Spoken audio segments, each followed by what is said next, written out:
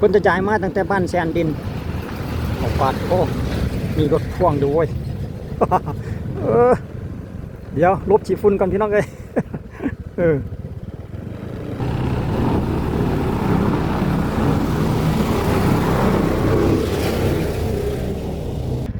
เดี๋ยวเรามาติดตามความคืบหน้าของเส้นทางนี้อีกทีนึงพี่น้องระหว่างจากบ้านพ้นม่วงไปหาบ้านแซนดินนี่เนาะอยู่ในขอบเขตเมืองนาไซทองกับป่าวีที่แดนลาวอีกทีนึงก็รับสลับชิปเดียวเนาะมาเริ่มต้นอยู่จุดนี้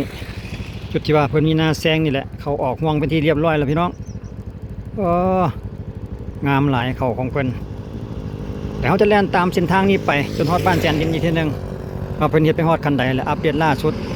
ความคืบหน้าของเส้นทางภายในหมู่บ้านของเพิ่นนี่เนาะเดี๋ยวเรามาเริ่มจากบ้านฮองง้อเลยพี่น้องเขาไปหาบ้านแซนดินเพราะว่าจุดนี้มาถึงจุดนี้เพิ่นก็เริ่มย้ายกองหินเริ่มตั้งแต่จุดนี้แล้วมาถึงจุดนี้แล้วเพิ่นจะย้ายมาตั้งแต่บ้านแซนดินออกปาดโอ้มีรถพ่วงด้วย เดี๋ยวลบฉีฝุ่นก่อนพี่น้องเลย รู้สึกว่าเพิ่นจะย้ายมา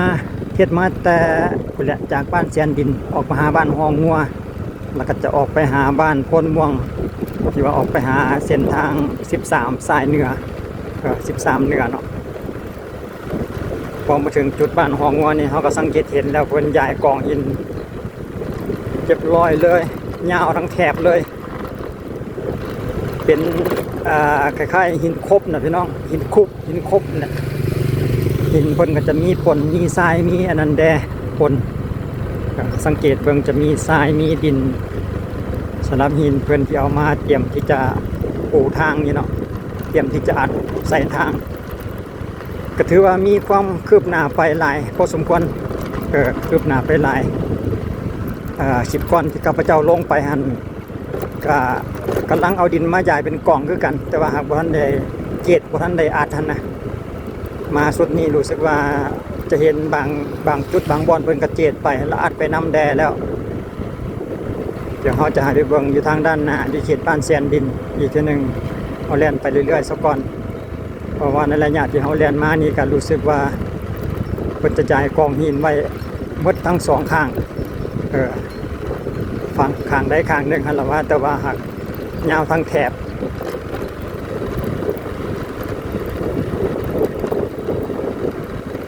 การสัญจรก็มีเรื่อยๆอยู่ได้แหละพี่น้องรถลากับมาเรื่อยๆอยู่แสดงว่าเส้นนี้กับคนก็ใส่รถลาหลายคือกันมีทั้งรถบรรทุกมีทั้งรถพ่วงคันละว่ามานี่ก็ได้นี่รถบรรทุกมานี่ต้องขอลบคนก่อนแป๊บหนึ่งทางรู้สึกว่าจะแคบรถบรรทุกอยู่เขตนี้ส่วนหลายเพิ่นจะเฮ็ดสวนกล้วยนะพี่น้องสวนกล้วยอยู่เขตบ้านแซนดินเนาะเพิ่นก็เลยจะมีเกี่ยวกับรถบรรทุกรถพ่วงแดเพื่อมาบรรทุกกล้วยนั่นเองเนาะสวนกล้วยลายเพราะว่าดินมันดีเขตบ้านแซนดินอยู่แคมงืมเลยเด้เรียบไปตามสายน้ำเงิมนี่ดินดีดินงามแล้วก็ปลูกกล้วยมันจะซบเนาะเฮ็ดให้กล้วยหันงามสั้นแล้วคนจีนเพิ่นจะมักเกี่ยวกับสวนกล้วยนี่เนาะ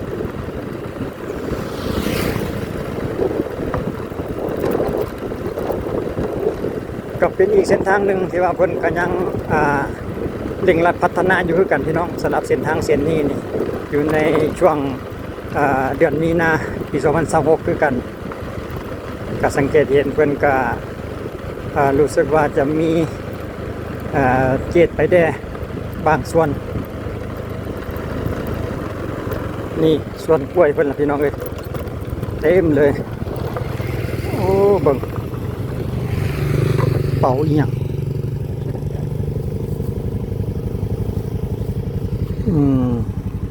คล้ายว่าเป็นอันเป่าคล้ายเป่าขี้เถ้าขี้ฝุ่นขี้ฝุ่นขี้เถ้าเพิ่นเตรียมที่จะเอามาใส่ส่วนกล้วยเพิ่นอันนี้นะบ่ได้เกี่ยวกับการทาง คือว่ามันเป็นเป่ากองยางมาต่อยที่สนดอกสุดท้ายแล้วบ่แม่นพี่น้องข้าพเจ้าเคลียร์เบิ่งเมื่อกี้นี่จะเป็นแบบ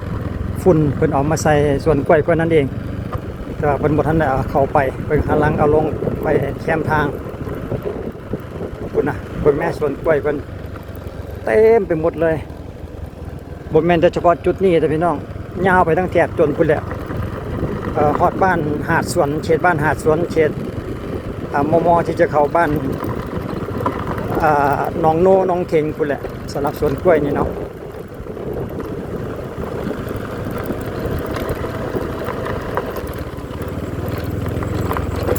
เด้มาถึงจุดนี้เพิ่นก็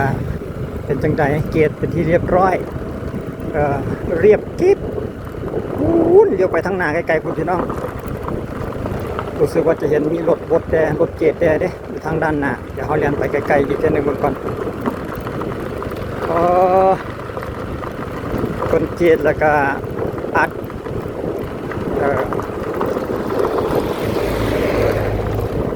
ลักษณะนี้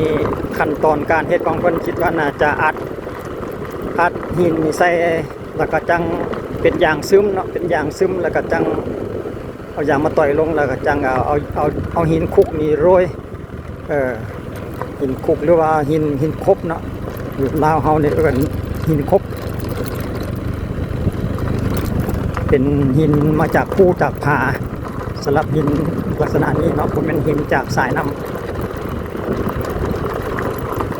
โอ้คุกคักพี่น้องเอ้ยเดินไปนี่อันตรายได้รถจักรนี่เพราะว่ามัน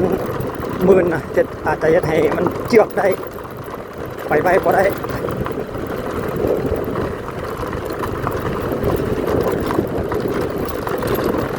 สรุปแล้วเป็นอยู่ในช่วงระหว่างการอัดดินเป็นเริ่มอัดเริ่มเกตมาตั้งแต่บ้านแซนดินแล้วคิดว่ามาถึงจุดนี้ก็เด้โอ้เร่งรัดพัฒนา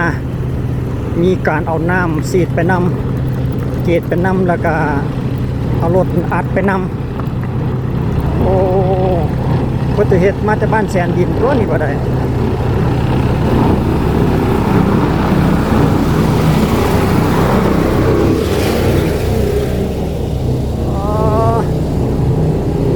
สุดยอดบ่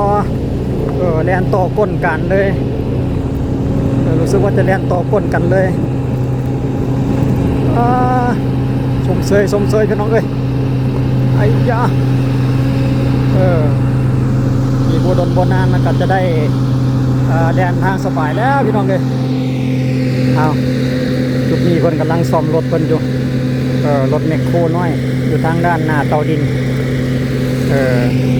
รถเพอยู่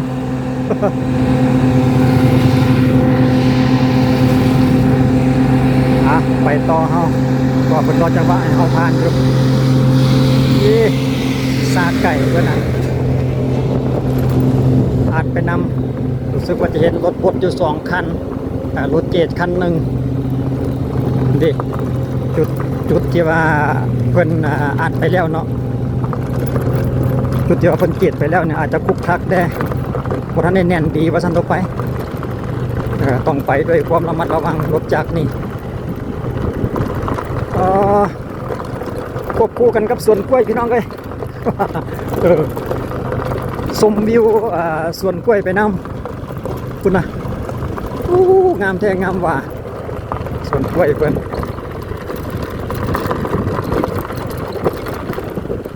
จุดที่เขาผ่านมาเมื่อกี้นี่ก็คือบ้านห้องงัว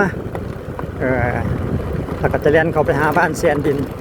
โครงการเส้นทางนี้เพิ่นก็สิ้นสุดที่แท้บ้านแสนดินบ้านแสนดินก็ขึ้นอยู่กับเมืองนาทรายทองนครหลวงเวียงจันทร์เท่านี้เองเนาะ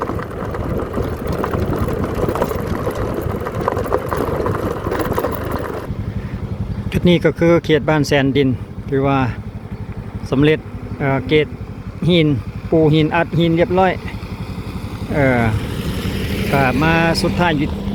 ที่บ้านแสนดินเลยพี่น้องสำหรับเส้นทางเส้นนี้เนาะเพิ่นจะบ่ได้ต่ออีกถือว่าคืบหน้าไปหลายเดี๋ยวเขาจะติดตามและอัปเดตเวลาเพิ่นแล้วบัดนี้เวลาเพิ่นสำเร็จแล้วเมื่อพุ่นละจังมาเรียนเพิ่นอีกเทื่อนึงอีกประมาณเดือนหน้าจังอัปเดตอีกเทื่อนึงสำหรับเส้นทางเส้นนี้นี่เนาะเอาเป็นว่าเอาไปเจอกันในคลิปต่อไปพี่น้องสำหรับคลิปนี้ขอบใจ สบายดี